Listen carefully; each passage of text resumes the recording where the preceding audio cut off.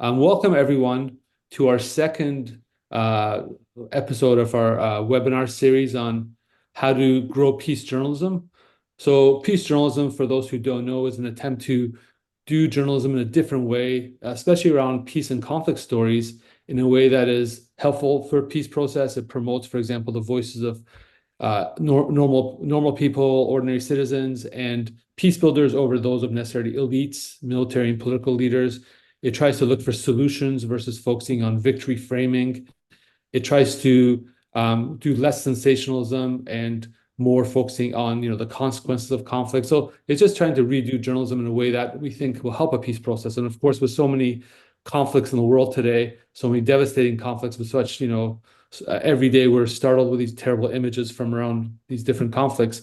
We would all want to hopefully work towards having a different kind of journalism that helps promote peace. So today we're going to focus on people who are trying to do peace journalism broadly defined. These are people who are doing peace journalism, but also training for peace journalists, also doing peace media more broadly. And we want to understand from their experiences what has worked, what has not worked, kind of giving us specific details for us to learn if we want to do peace journalism or if we're doing journalism and want to improve it in this direction. And so our speakers today, I'll go through them. Our first speaker is Vanessa Basil, who's the founder, president, and executive director of the Media Association for Peace, MAP, a media development specialist, an expert in peace journalism, and an international trainer and consultant, a researcher, and a motivational speaker, a human rights defender, and a peace activist.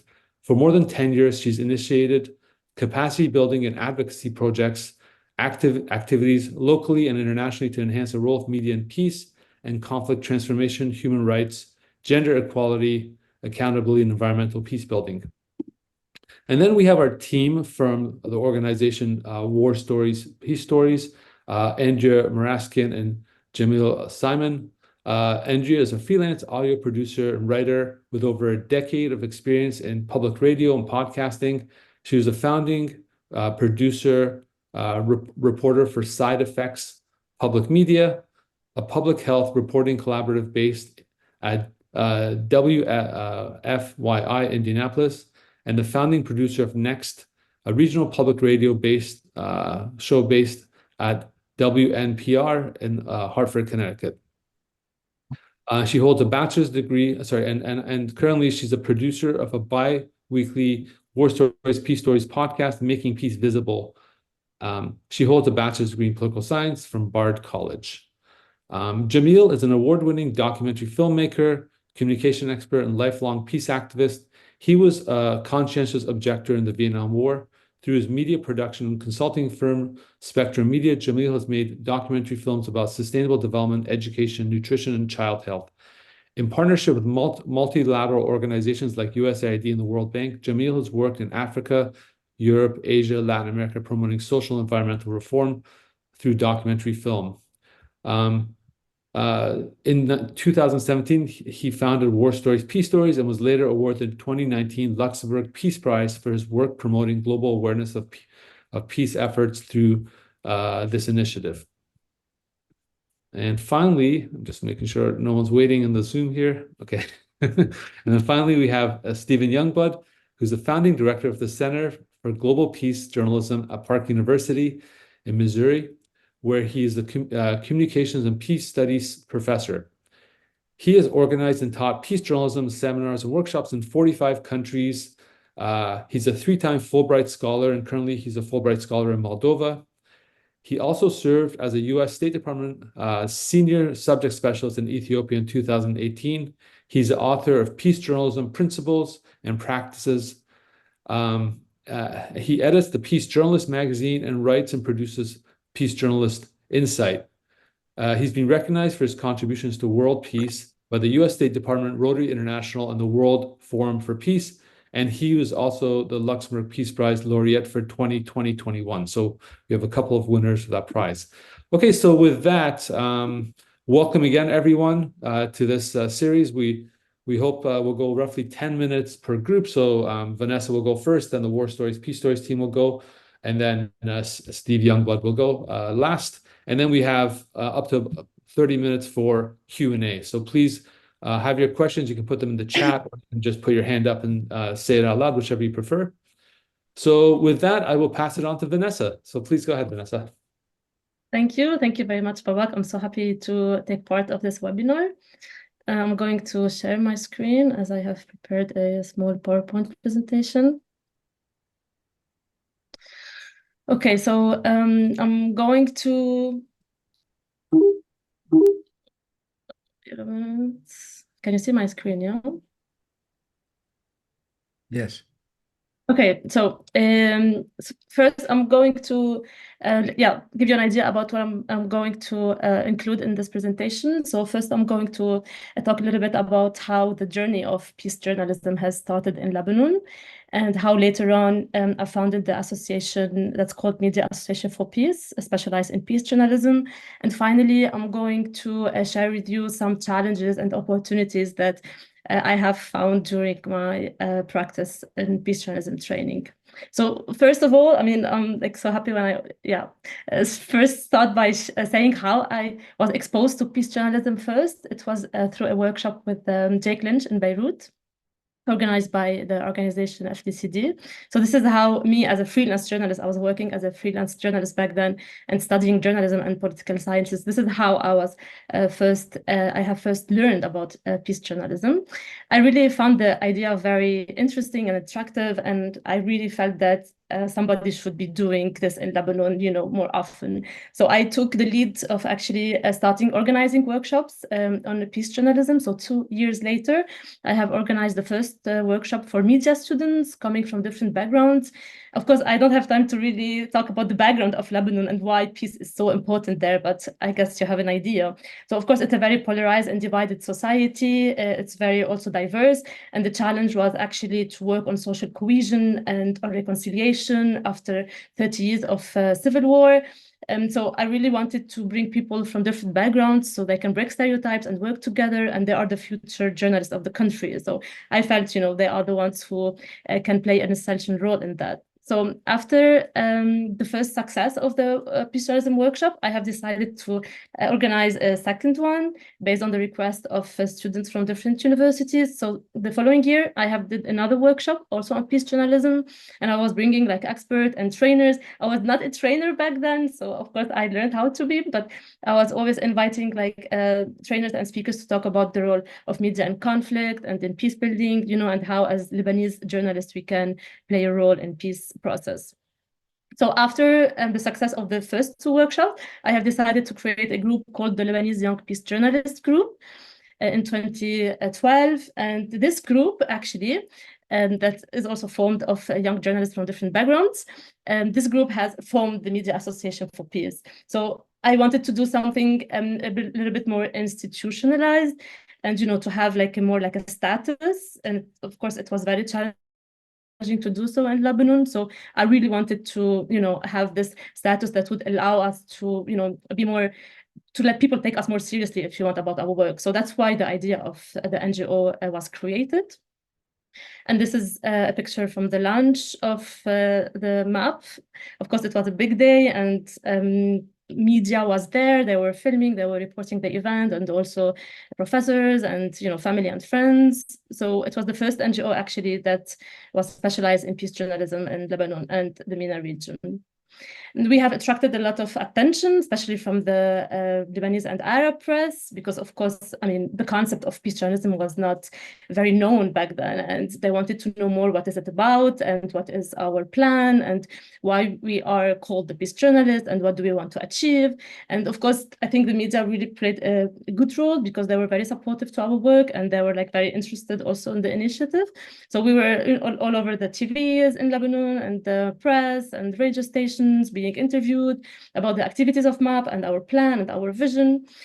So I'm very proud actually to say that MAP was the first NGO in Lebanon and MENA region to be specialized in peace journalism. and to be, you know, the pioneer in actually advocating for this concept and the practice of media and peace in the Lebanese and Arab press.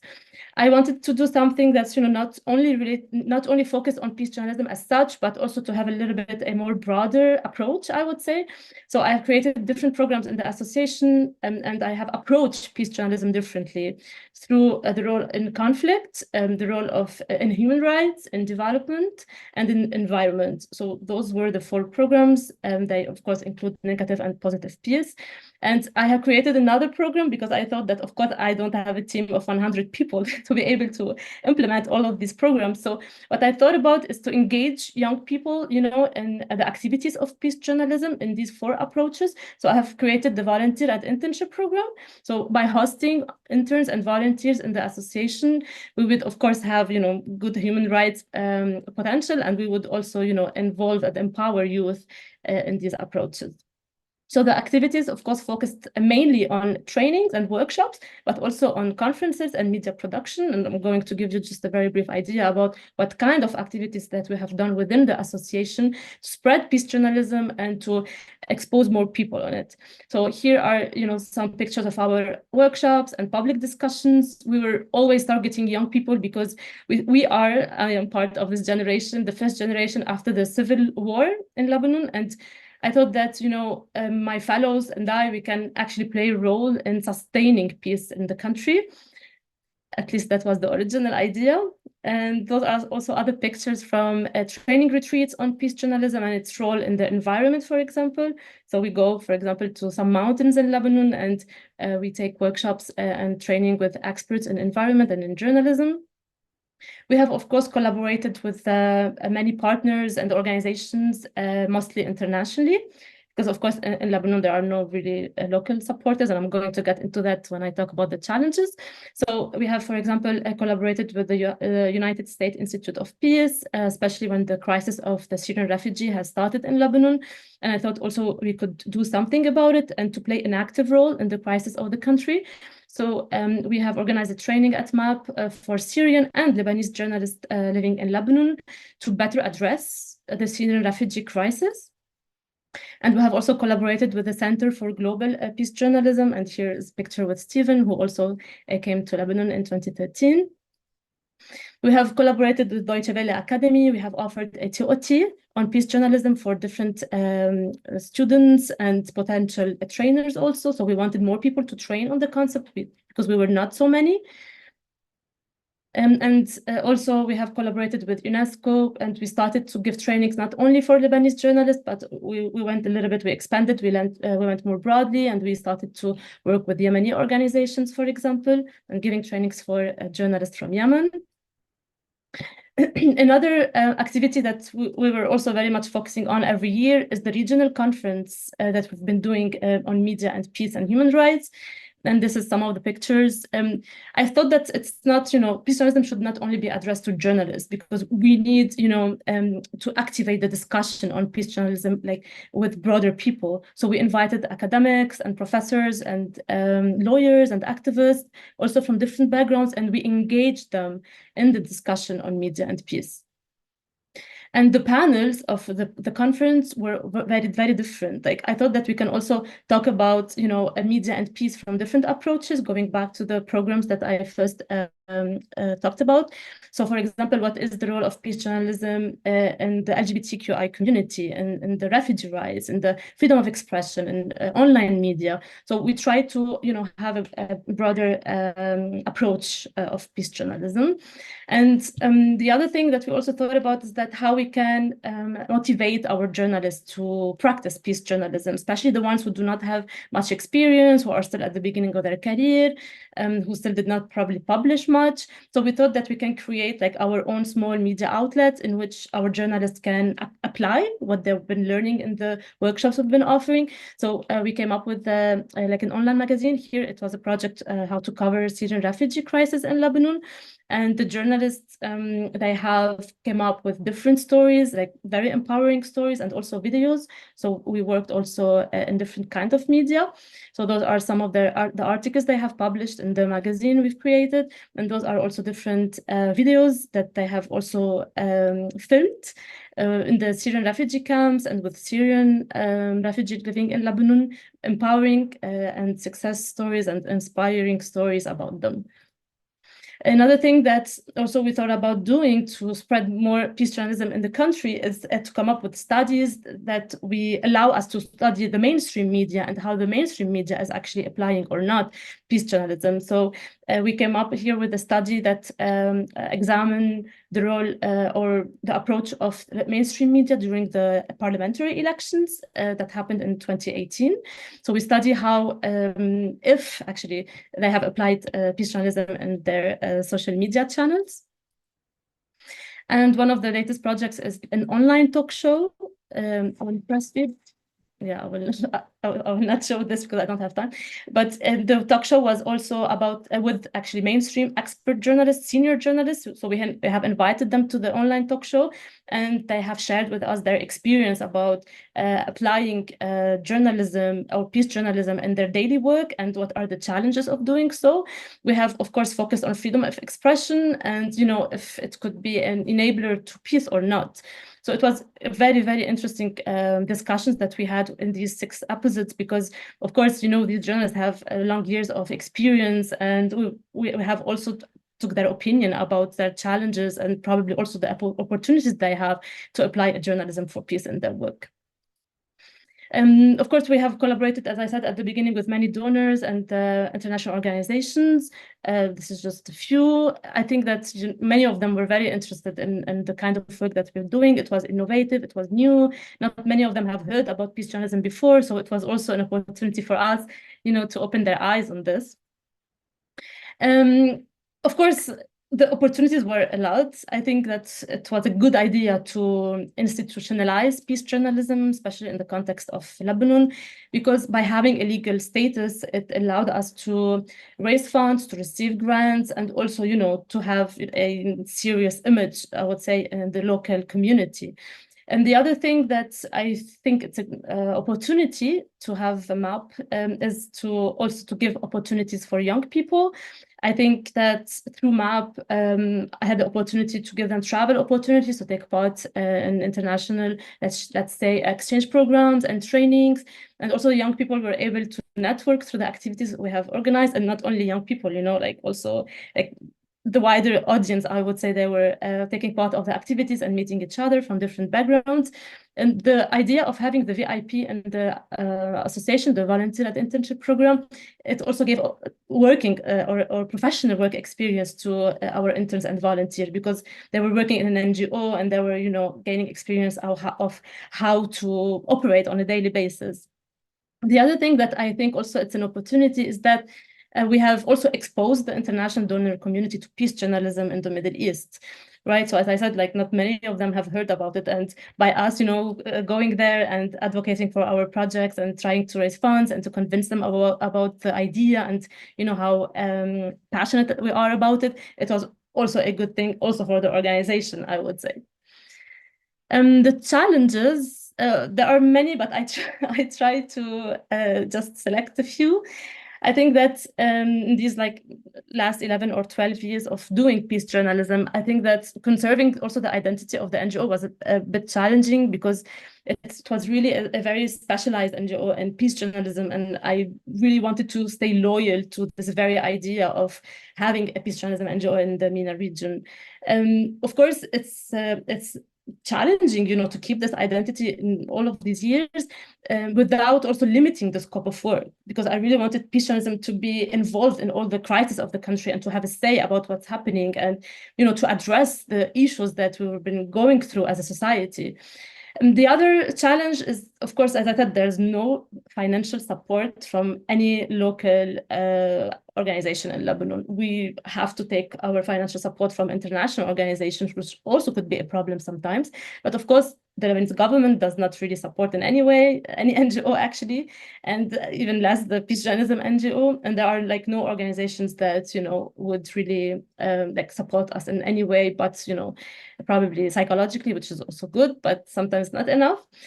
So we have always to raise funds from international community, and we have to apply for grants, which is very challenging because knowing that only 0.3% is actually the amount of media development that goes to development that goes to media is very little.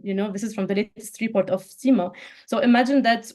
And how much funds can we get if the international fund is less than 1%, right? So this is very challenging to keep our work going and to keep the organization sustainable. Of course, now, every year we have new challenges. This year challenge is, of course, the war that's happening in the MENA region. I'm referring to the Gaza war. It's definitely very challenging for us to operate in these circumstances because we have to take support from international organizations, and we do not necessarily agree with the stance of these organizations when it comes to the war. So we have definitely here a bit of a crisis when it comes to the values that we share in the organization and the values that the donor or the international organization has. So this is a little bit of a crisis. And I think that the last challenge that I want to mention here is how to measure the impact that we're doing, not only in the media development community, but because we know we're doing an impact and we can measure it and we can prove it. But when it comes to proving this impact in the media landscape of Lebanon, for example, it's definitely way harder, right? Like we do not know to what extent we're changing the practices of journalism in mainstream media. We just do the work now, and we hope that in a few years from now, something will change. So, of course, this is a challenge, but of course, I think it's also at the same time a source of motivation for us to keep going. I would end with this quote that I really like a lot. I also used it during my speech in the launch of the organization 11 years ago. It's better to light a candle than to curse the darkness. And I think this is what we're doing. Thank you. Thank you so much for the presentation, Vanessa. Okay, we'll move on to War Stories, Peace Stories team. I think Andrea is going to go first, and then Simon. Jamil, sorry, Jamil. Go ahead, Andrea. I think Andrea is going to go first, then Jamil. I thought that Jamil, did you want to go first? I think it might make a little more sense if Jamil went first. Yes, no, Babak, I'm going to go first and then sorry, got it. introduce Andrew. Yeah, please. All right, great. Well, thanks very much for that, and I'm delighted to be participating in this conference. Let me share my screen, and we can get started.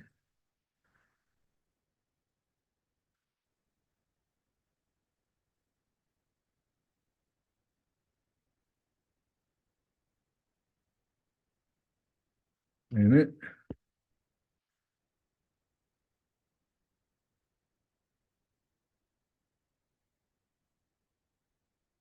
Okay.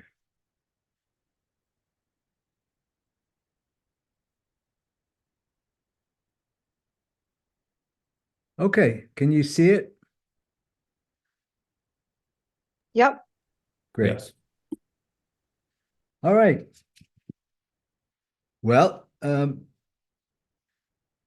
between 2009 and 2014, I was working on producing a documentary film about a remarkable peace process that had been taking place in Burundi.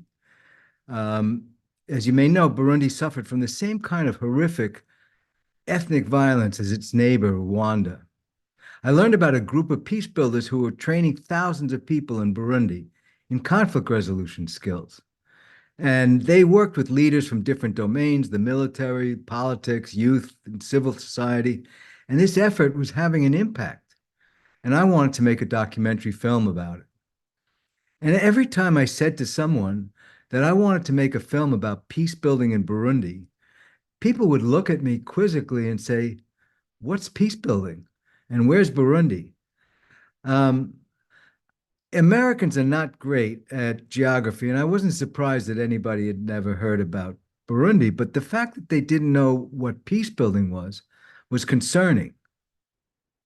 It occurred to me that if the public doesn't know what it takes to build and sustain peace, it's hard for people to believe that peace is actually possible. And moreover, without an understanding of how peace is made, we are destined to default to war and violence when conflicts arise. So this was our challenge. And it was clear to me that the place to start was with journalists. There's a famous British playwright, Tom Stoppard, who said, if you want to change the world, start with journalists.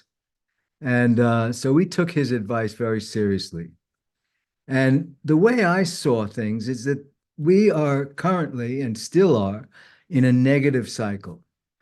Basically, peace building is rarely reported on any news platform. And as a result, it isn't seen as a solution. And because of that, it's minimally resourced and supported. It has heavy competition from the military machines, the military industrial complex. The scarce resources that it gets limit what it can do, what the practice can do. And we stay in this negative cycle of rarely hearing about peace building and hardly any understanding of what it is. We would like to change that to a positive cycle. We'd like to see more media attention focused on peace building. And we'd like to see peace building then gain visibility as a solution to conflict. And then, presumably, if that happens, more resources will go to the practice so that more work can be done and more peaceful outcomes can be achieved. And there's more to talk about. There's more stories to report on. And so there will be more focus on media and peace building. It's a dream, and we're still working on it. It's definitely an uphill battle. But that idea and that concept was the origin of our project, War Stories, Peace Stories. And we wanted to bring media, journalists, and peace builders together. And on April 11th, 2018, we succeeded in achieving our vision with the inaugural symposium of the War Stories, Peace Stories at the New York Times Center. And it was an amazing day. And there's so many people that shared that this event was long overdue and that they wanted to continue the conversation. And this short video captures the essence of the conversation we started that day. It's just quick. Journalists, editors, filmmakers, students, peace builders, thank you all so much for coming today for what I know will be a remarkable conversation about the power of stories to help end war and build peace. And I'm curious how you think the media might be able to better cover and entice audience appetite. Some of the conceptions about how peace is made ignores the lived reality of an awful lot of people. Looking for those places where people are trying to intervene before the conflict happens. I think that in war, life stops. You know, there is no food, no jobs, no marriage, no love, no divorces, no birthday parties, but they all happen. So we don't report that. And we're underestimating the importance of what women are doing to keep life going. What is a good story? Does it have people in it? Does it have a story arc? Does it have tension in it? The problem is bad news happens suddenly and good news happens incrementally. Ultimately, the most compelling and important topic is this idea of human dignity.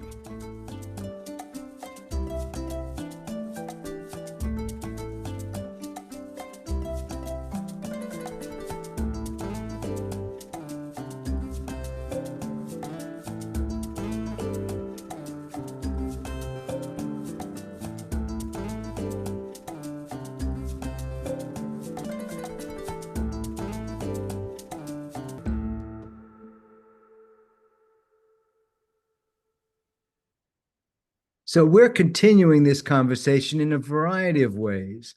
We have a podcast called Making Peace Visible with well over 40 episodes, where we interview journalists and peace builders. Andrea Maraskin is going to follow me as our podcast producer, and she'll tell you more about the podcast and how we promote it and how we develop it.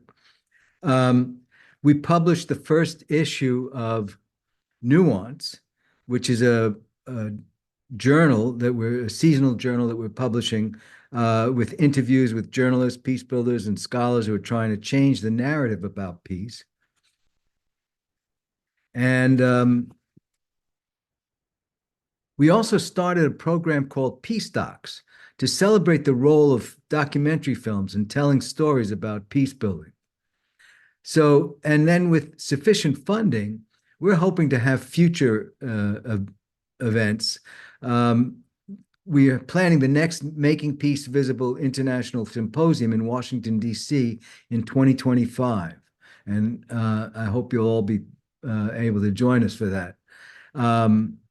We also, in 2018, we launched something called the Pitching for Peace competition, which was supported by the Pulitzer Center.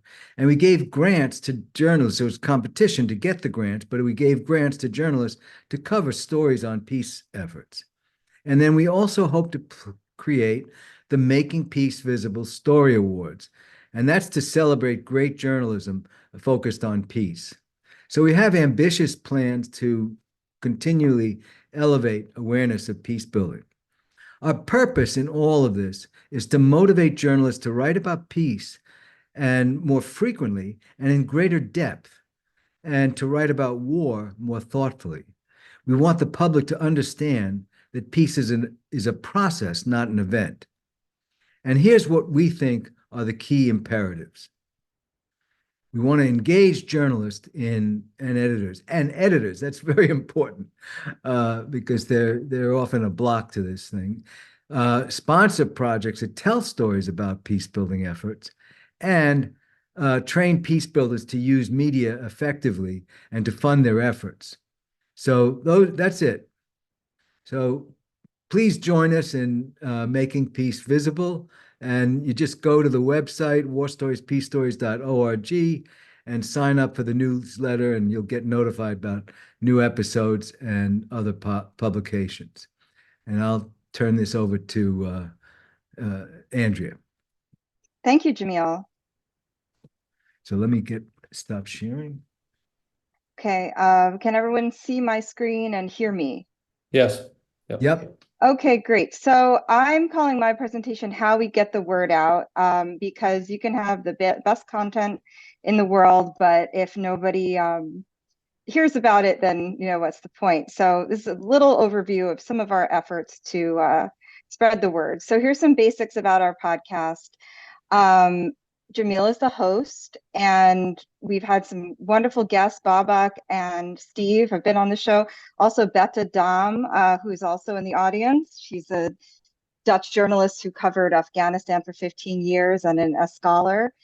And we, we're still pretty small. We have about 160 downloads per episode.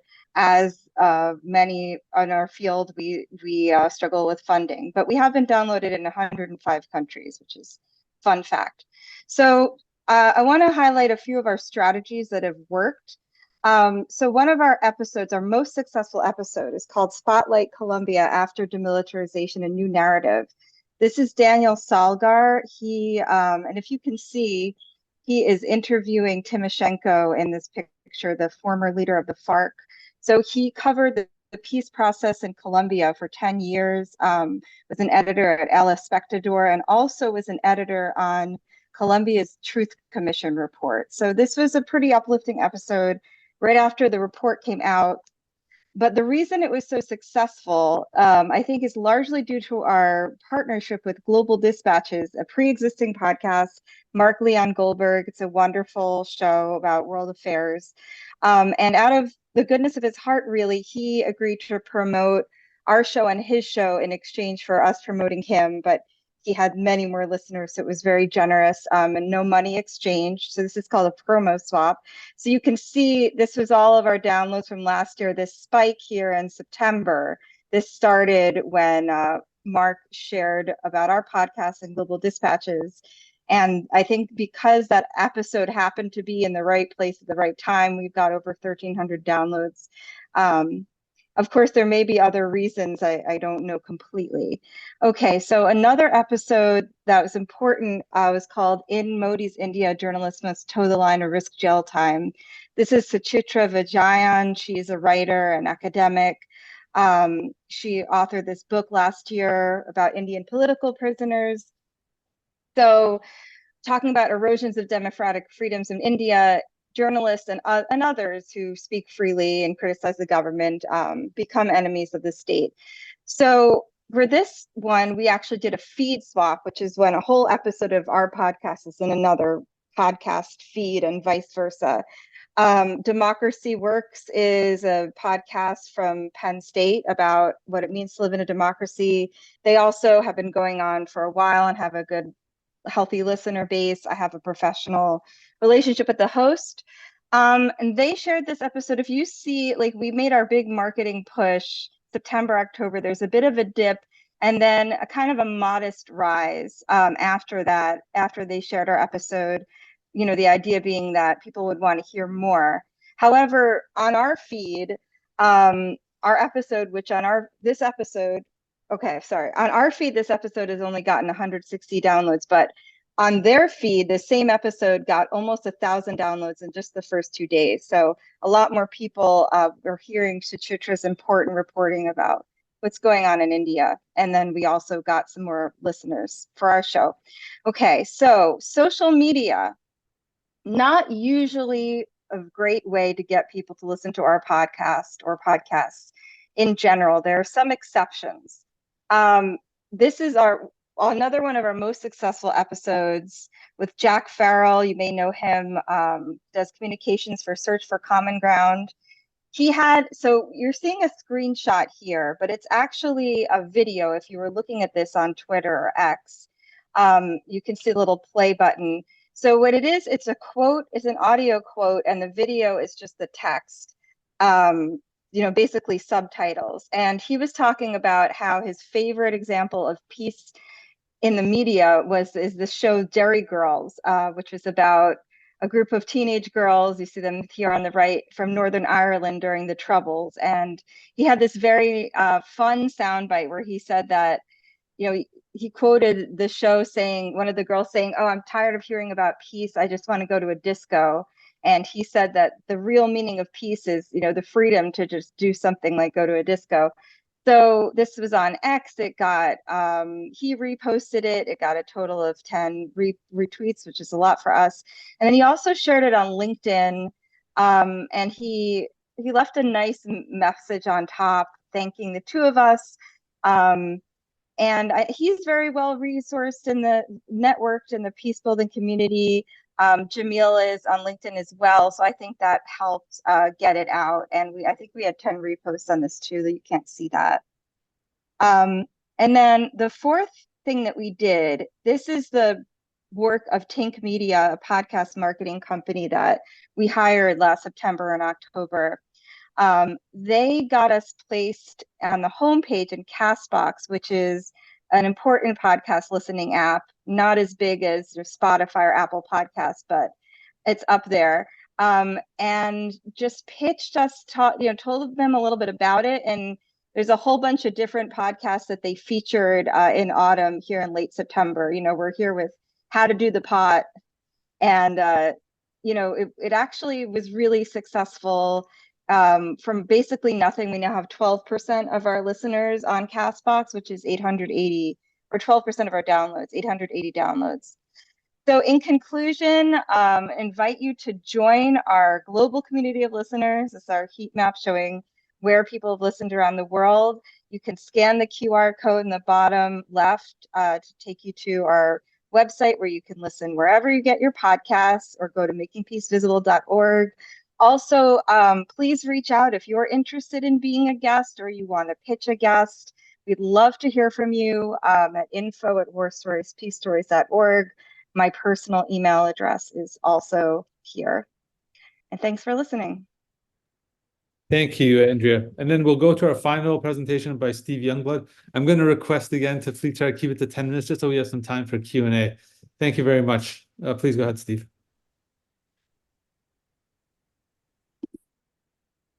Andrea, could you thank you. Bună ziua, which means good day from Moldova. My name is Stephen Youngblood. I'm the director of the Center for Global Peace Journalism.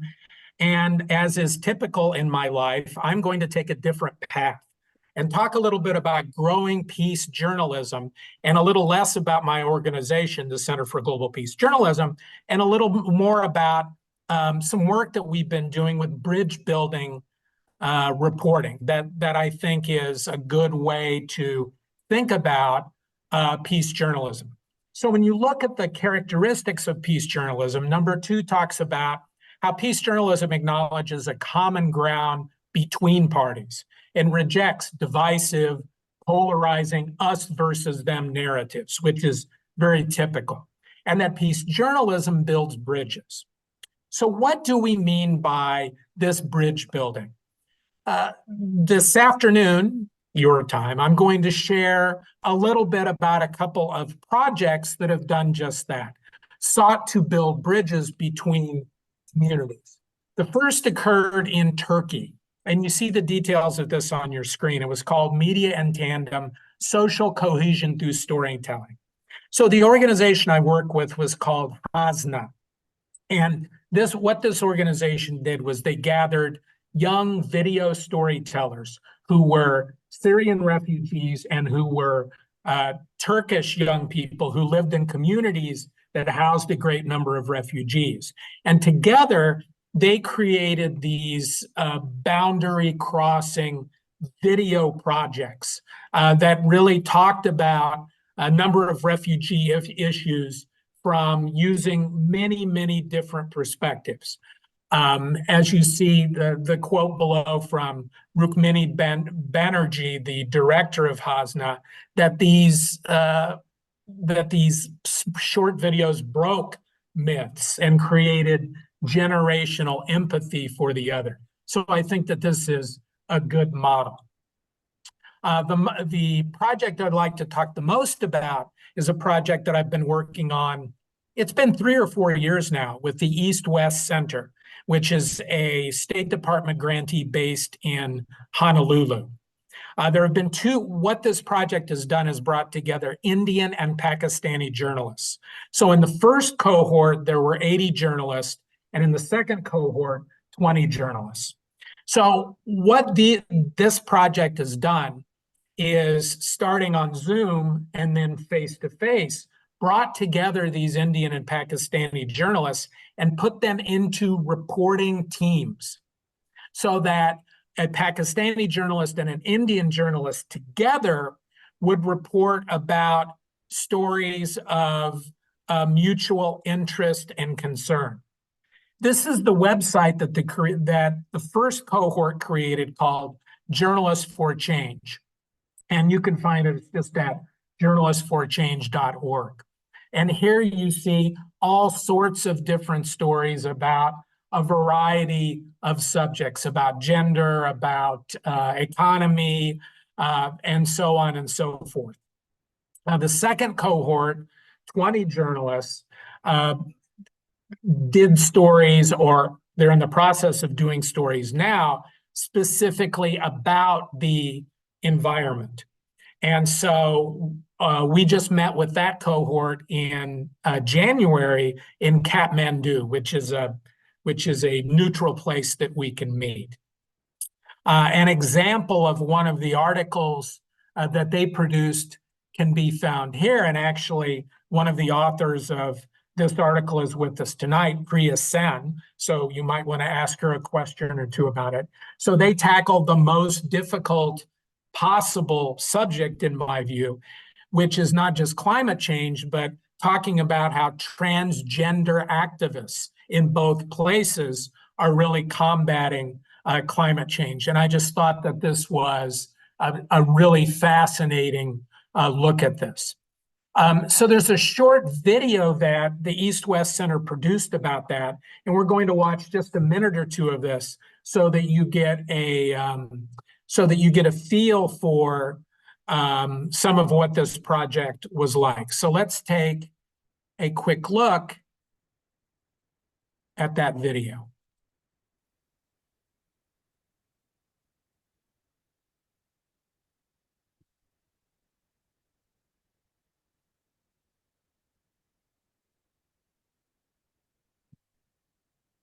Although I have been covering the entire Asia Pacific for many years now, I have never ever gotten a direct chance to collaborate with a journalist from my own neighborhood in Pakistan.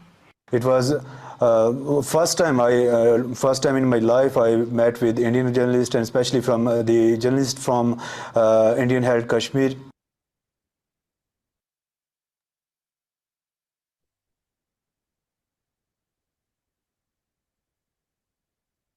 We realized that there are so many similarities between Pakistan and India than differences. The idea to do cross-border journalism gave a whole new perspective to our journalism practice. I think it was a very enriching experience, especially because we got to meet journalists from across the border. We have very similar interests, we're covering similar stories, and of course our cultures and the people we write for have the same issues. Hunger, poverty, very poor human index development ratios. Climate change needs a lot of collaborating reporting like this. And it's not at a superficial level anymore. We're not talking about, oh, we share a common culture, common history, common food. We're talking about, okay, how is it that journalists from across the border, fight for their own freedoms? We find new opportunities and avenues to make the people of the both countries prosperous and developed. Professionally and personally, it's been an entertaining,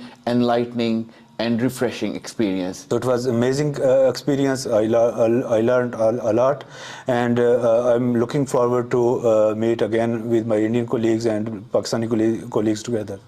I never thought that we would have anything in common to report on. But here we are collaborating on a story on air pollution, and I'm very excited about that. I'm especially encouraged to see what I believe will be the sustainability of this project. I believe that not only will these journalists be working together on their current projects, but I believe that they'll be collaborating well into the future. I have been motivated through this workshop, and I will continue struggling, reporting the real public issues of my region. I'm hopeful that in the future what I learn from here I will go through my other colleagues in Pakistan and especially in Peshawar. These connections as well as these skills would allow me to go beyond and report on stories across the subcontinent and help build peace, break stereotypes, break prejudices, and also change perceptions that people have about this whole region. And so that's a quick look at the cross-border reporting project from India and Pakistan. And so these are some quotes from some of the journalists who talk about how it's impacted them. We're not really going to have time to go much into detail here, but essentially they're talking about how it's changed, how they're doing it, and just the fact that it's opened their eyes. You see the terms, common threads jump out. That we must in both countries to inspire constructive actions and so on. So this is among the most impactful of the dozens and dozens of trainings that I've ever done. These aren't the only examples of cross-border reporting or cross-boundary reporting in Uganda. There's an effort that bridges the gap between Ugandans and their host communities. In Moldova right now, I'm working on a project on a seminar that's going to bring together journalists from the breakaway region of Transnistria and put them into cross-border to report some of these stories in the same way. So in conclusion, tonight's question is, how do we grow peace journalism? And I think one of the ways that we can do this is through compelling, impactful, bridge-building peace journalism. Thank you for your time. Thank you very much, Stephen, for your presentation. And thank you again to everyone for your presentations. Let's now open it up to some questions. Who would like to start? Vanessa, please. Oh, are you clapping? Sorry, I thought you had your hand up. Sorry. Okay. And okay, I think we have a hand. Okay, Ann Phillips, please go ahead. Thank you so much for your presentations. Very interesting. And I would have a lot of questions, but let me direct a question to Vanessa and her first presentation, because you commented at the end, measuring impact is very difficult. So, but you indicated that you have been able to measure some impact. Perhaps it's too soon to know about changing the media landscape in general, but what impact have you been able to measure? And how do you select participants? Do you make sure that participants are coming from the different communities in Lebanon? Thank you. Should I answer now, Babak, or at the end? Yeah, you can answer now, please. Okay. So how to measure the impact that we're doing as an NGO? Okay, so we follow the stories that the journalists who became hopefully peace journalists publish, either in the press or the TV. Some of them, they are also a news reporter on mainstream channels in Lebanon. So what we do is that we follow their peace journalism work, and we try to see to what extent they are really like applying the concept in their work. Like, for example, I had a meeting with one of them. He's like a news anchor now, and he's a news reporter. And I asked him, like, are you really able to do to apply all the concepts that you have learned? And he told me that, of course, it's very challenging, but because he personally believes in that, like, he's trying to also spread the word among other colleagues of his in the channel that he's reporting. So, I mean, this is also this is one story, but if we can actually try to see all the stories that those journalists are publishing or they are broadcasting, I think this is one way to measure the impact that we're doing through our trainings. And regarding the second question, how we select our participants, of course, they have to fill like an application form when they apply to our trainings. But we make sure that first we have, I mean, as much as possible, that we have like gender equality, like we have probably 50-50 or 60-40, a number of male and female in the workshop. And I mean, this is like a bit hard to say, but we try to know from their names what religion they belong to. Of course, religion is quite an issue in Lebanon. It's very sensitive, especially the sects that they belong to. But of course, like we know from their names or the addresses that they put in the application form, which areas they are coming from in Lebanon. So we try to have like an equal number between the Christians area and the Muslim areas. And the third thing, we did it in a way that's like a shortcut. So we try to collaborate with universities, and the universities that they send us their students, because they know, which students would be first interested, and second, they fit the criteria that we want. Yeah, I will stop here because it's a lot of things to say. I hope I answered the question. Thank you very much. And well, Marianne has also raised her hand. Marianne, would you like to ask your question?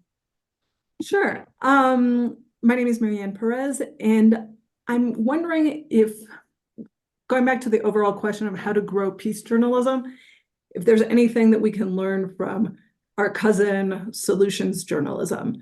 And I know solutions journalism has been very good at getting into university programs, into J schools, and working with newsrooms.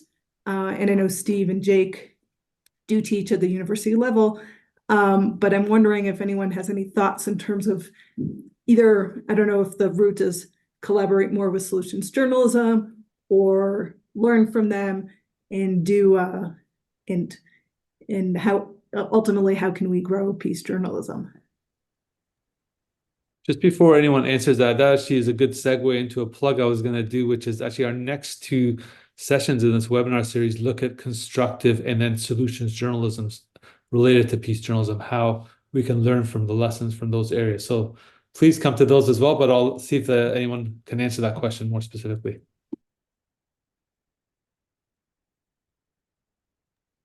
Stephen, do you have any thoughts? I guess I would say that that Solutions Journalism Network, that obviously they've done a very good job at this. And I say this completely out of jealousy. Obviously, they're extremely well resourced.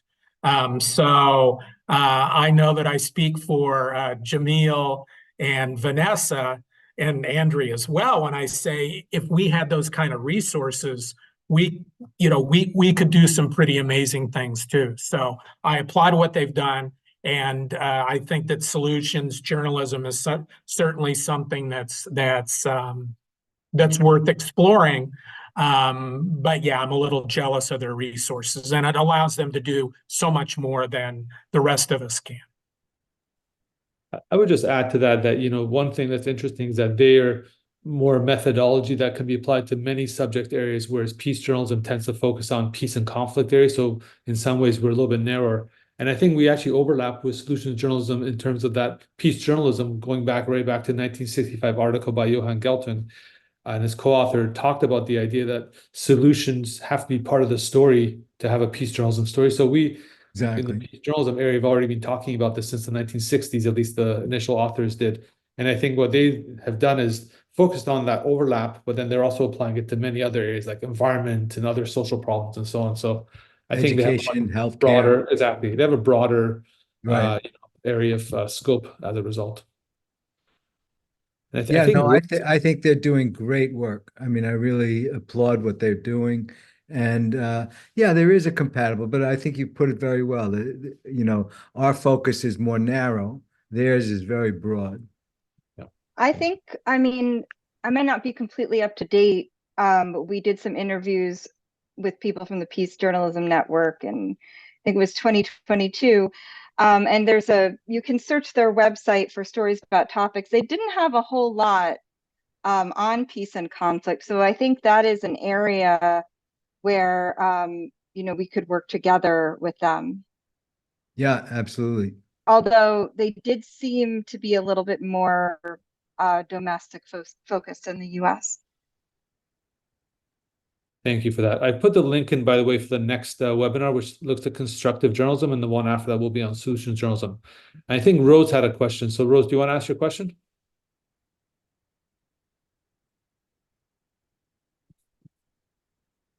Did you have your hand up, Rose?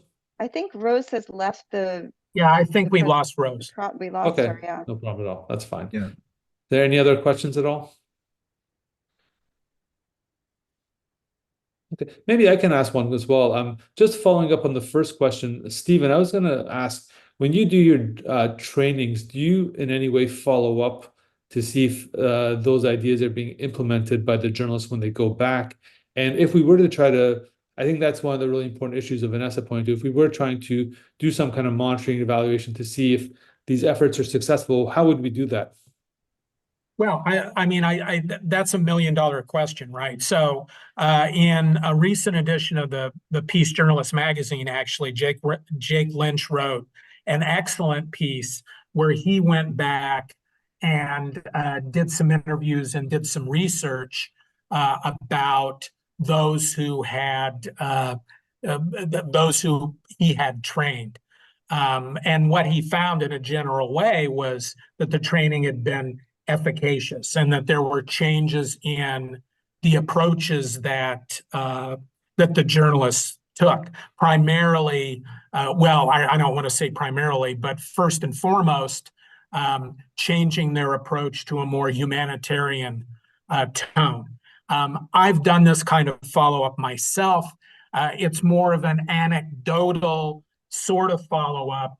I don't mean to sound like a broken record, but it takes time and it takes resources to do the kind of analytical statistical follow-up that I think we would all like to do. And so that's what I would say about that. It looks like Jake has his hand up. I'm sure that he'd like to add to that. Jake, go on ahead.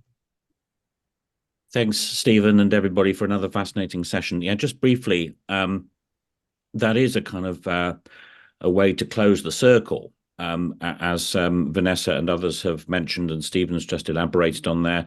I've been doing a little bit of that most recently with a bunch of journalists from Afghanistan who took part in a mentoring and training workshop. But because of the rapidly closing horizons of press freedom in Afghanistan, it had to be held in Pakistan. So it was limited to those who could get a visa to attend in person. But yes, you do the obvious thing of as people have mentioned, following up with a kind of analytical treatment of the baseline sample and then the post-training sample of the published or broadcast work of participating journalists, and that furnishes you with at least some evidence. But as everybody has emphasized, it does require resources. The other thing is, as I was saying last week, there is a paradox that a training situation is relying chiefly on the personal commitment of the participants to implement the principles they've met during the training. And of course, we all know that they are constrained to a certain extent, perhaps even a large extent, by the structures within which they're working. And I've become increasingly convinced that we need more structures and different structures, with the prototype being Minda News that I mentioned last week from the Philippines, where people actually left a very prominent mainstream publication, the Philippines Daily Inquirer, to set up their own peace journalism online news service. So that would be the full picture, the full story. We're trying to assemble various components of evidence to present to funding bodies to make it clear that it's worthwhile supporting, because we can produce these results. But yeah, it's a long and slow job.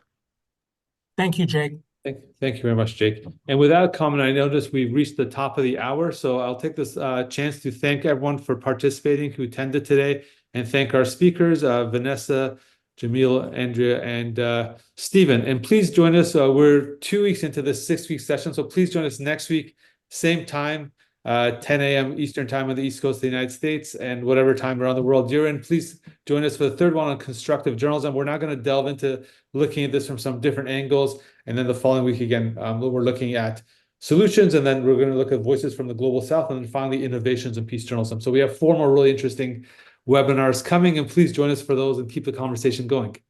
Thanks, everyone. Thank you, Baba. Thanks. Thanks. Great.